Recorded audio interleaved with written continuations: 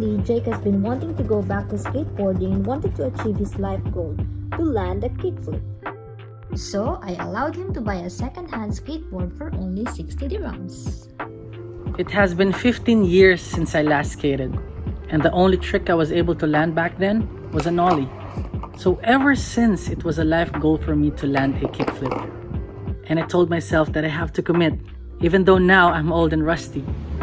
So welcome to my journey, and I hope this video would serve as an inspiration for people to never give up on their dreams, whether it's big or small. So I went to our local thrift shop to get Jake a proper pair of skate shoes, which happens to be a vintage Vans Revert from the year 2000. It only cost 10 dirhams, but it worked like magic.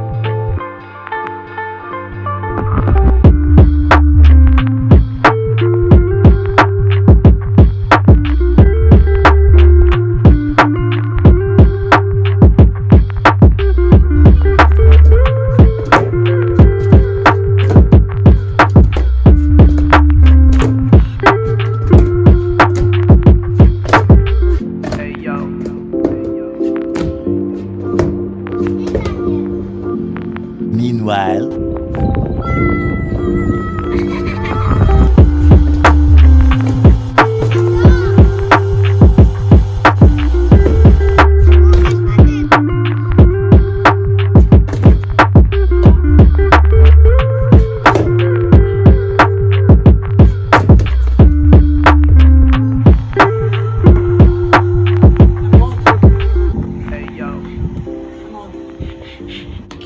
Though exhausted, I still pushed myself, and later on I saw a little progress.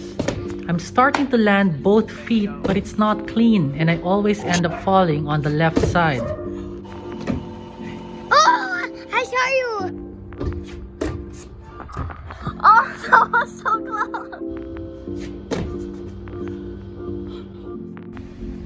close! So I figured that I might be leaning too much on the left and should adjust my front foot towards the center.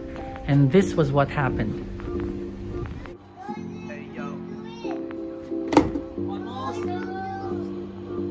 Keep recording, Jana. I know! Go, go, go! Finally, I was able to land my first kickflip, recorded and in front of my loved ones. And I was able to do it again, and again, and again, and again. So that's it, guys. Thank you for watching. Subscribe to our channel and don't ever give up on your dreams.